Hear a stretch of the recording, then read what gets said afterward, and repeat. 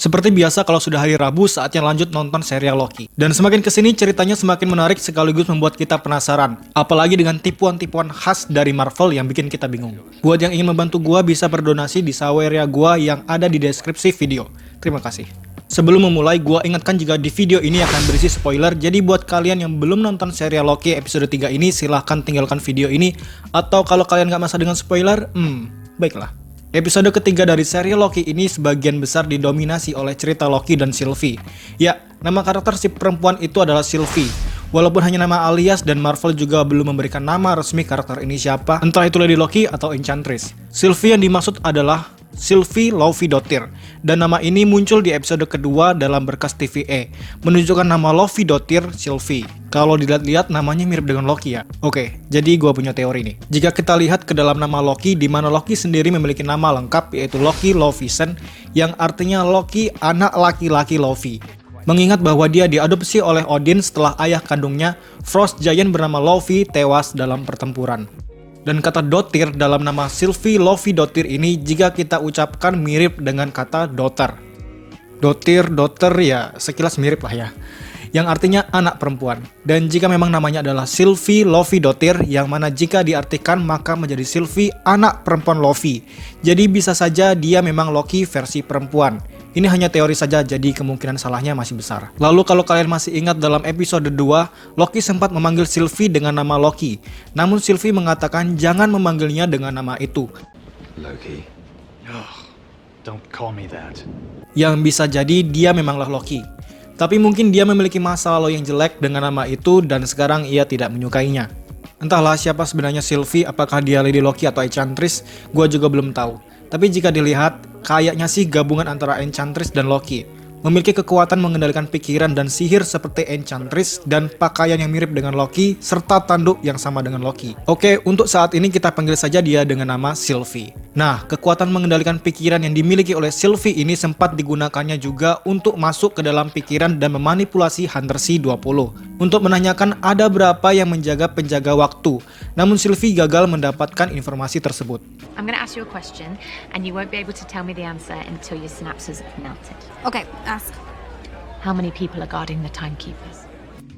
Next, setelah Sylvie masuk dan menyerang kantor TVA yang diikuti juga oleh Loki, mereka kabur melalui portal dan jatuh di sebuah tempat bernama Lamentis. Atau tepatnya Lamentis 1 di tahun 2077 dan akan terjadi kiamat.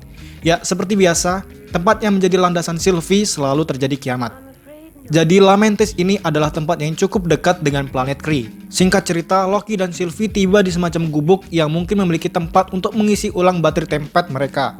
Sylvie kemudian mencoba masuk gubuk itu, namun tiba-tiba ia ditembak dengan senjata sonik oleh seorang wanita. Loki mencoba menjadi lebih pintar. Dia kemudian berubah menjadi suami wanita itu setelah melihat foto melalui jendela. Tetapi wanita itu juga membuatnya marah dan menembak Loki dengan senjata sonik sama seperti yang dilakukannya terhadap Sylvie. Hello, dear. You're as beautiful as I. Kemudian wanita itu mengatakan kepada Loki bahwa suaminya tidak pernah manis. Ini salah satu adegan favorit gua. Kemudian bertanya apa yang diinginkan kedua iblis itu darinya. Sebelum mengarahkan mereka ke stasiun kereta api di pinggir kota yang akan membawa Loki dan Sylvie ke Bahtera. Dengan kombinasi sihir masing-masing, mereka akhirnya berhasil menyelinap masuk ke dalam kereta. Setelah Loki dan Sylvie terbuang dari kereta, akhirnya Sylvie mengungkapkan kepada Loki bagaimana cara kerja kekuatannya. Dan dia mengatakan kepada Loki jika ia harus membuat kontak fisik. I have to make physical contact. Kemudian mengendalikan pikiran mereka, dan ini juga tergantung dengan pikiran si korban. Jika lemah maka akan mudah, dan jika kuat maka sebaliknya. And then grab hold of their mind. Depends on the mind. Most are easy and I can overtake them instantly. Others, the stronger ones, it gets tricky. Sylvie juga mengatur kenangan dan memori dari target yang ia masuki pikirannya, dan ini seperti yang dilakukan oleh Sylvie ketika memasuki pikiran Hunter C-20. I have to create a fantasy from their memories. Nah, di bagian ini yang menjadikan episode kali ini semakin menarik untuk disimak kelanjutan ceritanya. Sylvie juga mengatakan jika pikiran dari anggota muda TVA itu kacau, yang dimaksud adalah Hunter C-20. Dan Loki pun terkejut ketika Sylvie mengatakan kepada Loki bahwa Sylvie harus menarik ingatan ratusan tahun lalu sebelum mereka bekerja dengan TVA. I had to pull a memory from hundreds of years prior, before she even fought for them. What?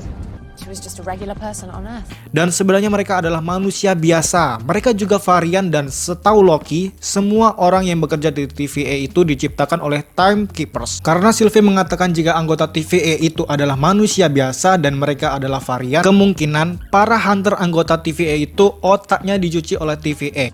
Ini berarti TVA benar-benar tidak bisa dipercaya. Dan sejak kemunculan pertama TVA memang agak mencurigakan, terutama si Hakim Ravonna Renslayer. Sejak awal Loki, Hakim Ravonna Renslayer telah membuktikan dirinya sebagai kehadiran yang kuat di Time Variance Authority. Dalam komik Marvel, Renslayer adalah seorang putri raja Karelius yang memerintah di versi lain dari Earth 6311 pada abad ke-40. Ravonna Renslayer dikenal dengan banyak nama, Ravonna, Nebula, Kang Nebula, Temptress, The Mistress of Time, dan bahkan Terminatrix. Awalnya Ravonna sangat peduli dengan warga kerajaannya. Ketika hidupnya terancam oleh ancaman Kang the Conqueror dan pasukannya, dia menolak untuk meninggalkan rakyatnya. Dia kemudian mengarahkan pandangannya pada balas dendam, kemudian berkomplot melawan Kang. Dan barangkali di serial Loki ini akan terjelaskan siapa Ravonna Renslayer sebenarnya, latar belakang dan alasan kenapa dia bisa menjadi hakim di TVA. Seperti yang terungkap di episode 2, Mobius bahkan belum pernah bertemu dengan Timekeepers. Sementara Renslayer kayak udah paham betul dengan Timekeepers. Jadi si Renslayer ini kemungkinan sudah sangat lama di TVA. Dan ya, itu dia penjelasan ending dan teori Loki episode 3 ini sejauh yang gua tahu.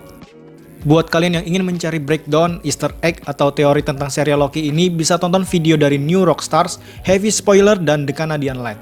Atau channel Indo yang membahas ada Breakdown Channel Universe dan Kramax. Gua ingatkan buat yang ingin membantu gua bisa langsung cek link Saweria gua yang ada di deskripsi video. Terima kasih. Bagi kalian yang memiliki teori atau menemukan detail dan easter egg, bisa kalian berikan di kolom komentar di bawah. Sekian video gua kali ini, terima kasih yang sudah menonton video ini, tetap jaga kesehatan, selalu pakai masker kalau keluar rumah, tetap jaga jarak, cuci tangan sebelum dan sesudah melakukan aktivitas, sampai jumpa di lain video, terima kasih dan jangan lupa bertobat. Loki. Don't call me that. Okay, ask. How many people are guarding the Timekeepers? I had to pull a memory from hundreds of years prior, before she even fought for them. Big metaphor guy. I love it. Makes you... Luckily, he believes in himself enough for the book. I've studied almost every moment of your entire life. You've... Okay, ask. How many people are guarding the Timekeepers? You picked up the Tesseract, breaking reality. Why never do it again?